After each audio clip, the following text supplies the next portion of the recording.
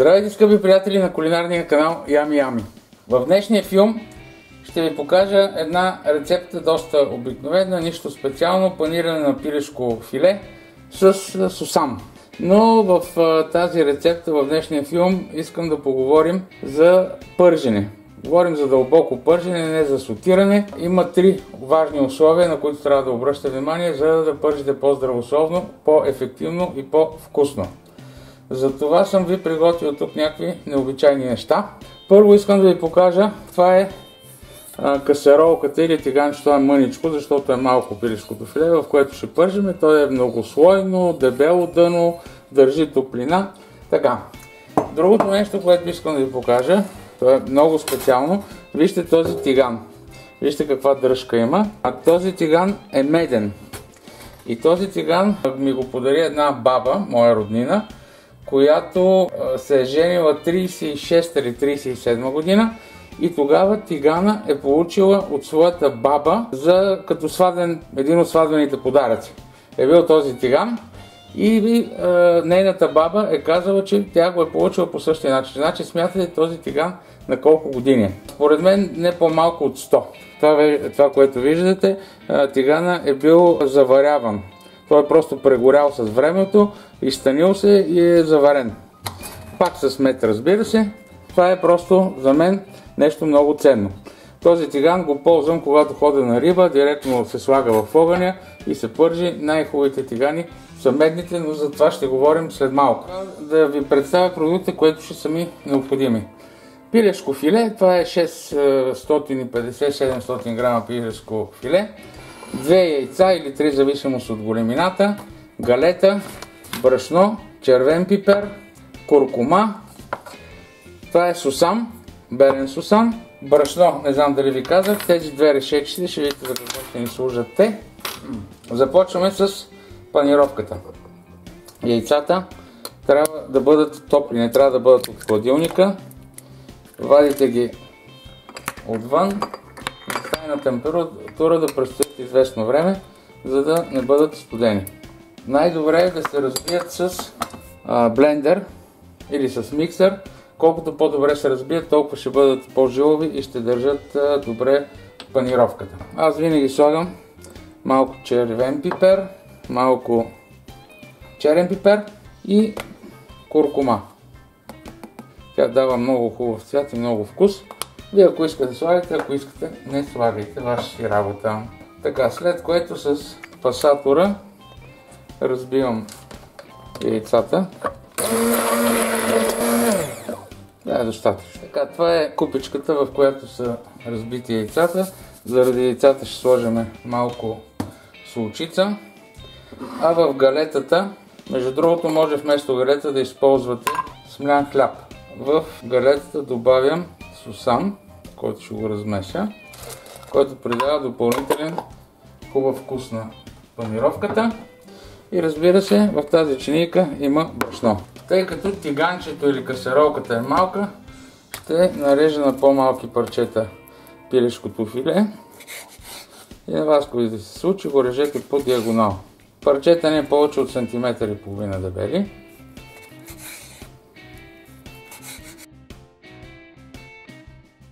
Важно е да ви кажа, че филето трябва да бъде сухо, да не е във вода, мокро и да не го солите. Не се соли предварително в този вариант, който ви показвам аз. Искам да се върна още един път на тиганите. Ще ви покажа пак това тиганче, тази касеролка, която ще използвам мъничка. Три са елементите на панирането, на дълбокото пържене, който трябва да се обърне внимание. Значи това е съда, в който ще пържите, или тигана, или тенджера, каквото имате. Той трябва да бъде дебелостенен, да поддържа температура, за да може, когато сложите да панирате това, което ще панирате, зеленчуци, месо, сирене, без значение какво, за да може той да държи температурата тигана. Самото олио или мазнината, тя е загрята, обхваща от всякъде продукта, прави такава хубава коричка отвън и отвътре започва да се готви, а отвън започва да се запича, така да кажем, да се запържа. Това е много важно. Както вече казах, избора на тиган. Може да бъде всякакъв. материал стига да бъде достатъчно масивен. Може да бъде от стомана, може да бъде от чугун, може да бъде многослоен като този. Най-добрите, както ви казах, са медните, защото медта като метал има най-висок коефициент на специфична топлоемкост, но да не ви занимавам с това. Това е общо взето за съдовете. Другият важен момент в панировката, това е мазнината. По принцип се пържи в течна мазнина или растителна мазнина, които растителни мазнини са най-различни. И как да изберете своята мазнина, която ще е най-добра за вас? Ами това може да се ориентирате по температурата на запалване, температурата на кипене също може да се нарече. Затова проверете отделните видове олия или растителни масла, какви характеристики имат, за да може да изберете. Аз не искам да ви цитирам нищо, защото на много източници в интернет и в книги и така нататък забелязах, че за едни и същи продукти дават различни температури на кипене, затова не искам да се ангажирам, за да не ви подведа. Вие си проверете, си изберете. Значи в случая аз ще използвам рафинирано слънчогледово олио. Като казвам рафинирано, искам да ви кажа, че много е важно да избирате рафинираните за пържене, дълбоко пържене, маслена баня. Трябва да избирате рафинираните олия или растителни масла, защото те имат по-висока температура на кипене. А тези, които са студено пресовани, те имат много ниска температура на кипене, започват при пържене да образуват много вредни вещества, канцерогени и така нататък, които не са добри за вашето здраве. Следващия елемент, важен за пърженето, за панирането на продукти, това е температурата. Температурата трябва да бъде достатъчно висока, за да може да се поддържа едно ефективно пържене. И за това ви препоръчвам да обърнете внимание на източника на топлина, който ще пържите. Най-добре, разбира се пържи на газ или на индукция. Докато по-слабо се получава, както при мен в случая, е на стъкло-керамичен плот. В общо взето това е, което исках да ви кажа. И сега, като започна да пържа, ще ви кажа и за още неща, важни за пърженето. Както вече ви казах, аз ще използвам класическия вариант за пържене у нас, който се използва. Това е с слънчогледово масло. Така, наливам такова количество олио, когато пържа филенцата, когато пържа продуктите, те трябва да плуват в олиото, да са далеч от дъното. Защото дъното нагрява с висока температура и ако продуктите лежат на дъното на съда, те много бързо ще загорят, както и мазнината и остатъците от панировката. Много важна е тази чиния, която виждате с тази решетка. Тя е близко до тигана, там където ще панираме, за да може да бъде топла и ще вадя отвътре филенците и ще ги слагам върху решетката, така че да се изтича излишната мазнина и те да запазят своята хрупкавост. Това е много важно, защото ако ги слагате в студена чиния или в студен съд, независимо от това, че може да има и хартия за домакинска хартия, която да попива излишната мазнина, панировката също може да се отлепи. А когато слагате върху решетка и топла чиния, панировката се захваща добре, залепва за продукта и си остава така много добре. Има различни видове техники по отношение на панирането. В момента, виждате, имаме яйца, брашно и галета. Също галета може да бъде заменена от смлян хляб. Така че имаме различни варианти. Може брашно, яйце, брашно. Може яйце, брашно, яйце. Или както аз ще правя в случая, брашно, яйце, галета. Вие избирате по какъв начин как да панирате. Съответно това зависи и дали продуктът ще бъде хрупкав в крайния. Овалваме и изтупваме от брашното филенцето, след което го слагаме в яйцата, разбити с подправките, леко да се оттече, след което го слагаме в галетата, в която има и сусам.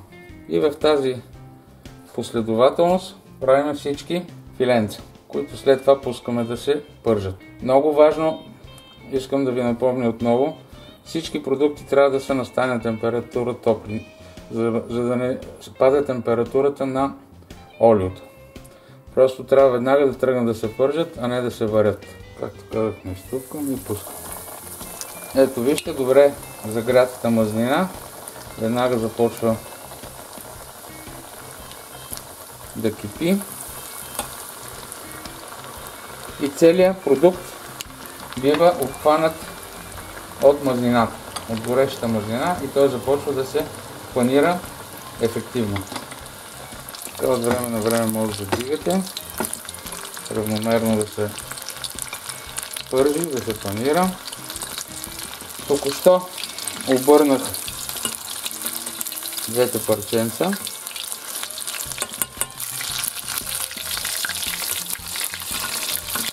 Ще бъдат малко по-тъмни на цвят заради червени пипер и куркумата, но ще бъдат много по-вкусни. Така ето, вижте, погледнете. Вижте колко добре, твърдо отвън. Вътре като го пипвам се вижда, че е мекичко и го вадиме на скарата. Чинията е топла, скарата също. Добре е продуктите, парчета да не се допират, за да не им пада панировката, както вече казах. Така, и сега слагаме следващото парче. Обръщам ви внимание отново, че продуктът трябва да плува в фолиото, а да не се допира до дъното. Това е много важно, защото в противен случай ще загори много бързо. Искам да ви кажа, че сега е момента, в който трябва да посолите продуктите. Предварително не ги солете, защото стават по-сухи. Ето, скъпи приятели, това са вече последните парченца, които вадя. След малко ще опитаме това, което сме приготвили. Ето, скъпи приятели, вижте какво получихме от нашите панирани филенца. Сусам. Мисля, че много добре изглеждат. Топлички са. Чинията беше близо, както ви казах, до котлона. Ето, сега просто ще разчупя да видите как изглежда едно парче. Погледнете. Не мърда панировката. Не мърда. Всичко това, което ви обясних, като направите, и вие ще имате такава панировка. Топлички. Отвънка са хрупки, вътре меки. Просто много добро лятно предложение. Мисля, че ще ви хареса. Мисля също, че тези от вас, които не знаеха това, което съм казал, съм дал един добър съвет. Ще се радвам да съм ви бил полезен. Ако ви е харесало видеото, оставете един лайк и се абонирайте за канала. Хубавото предстои. Бъдете здрави!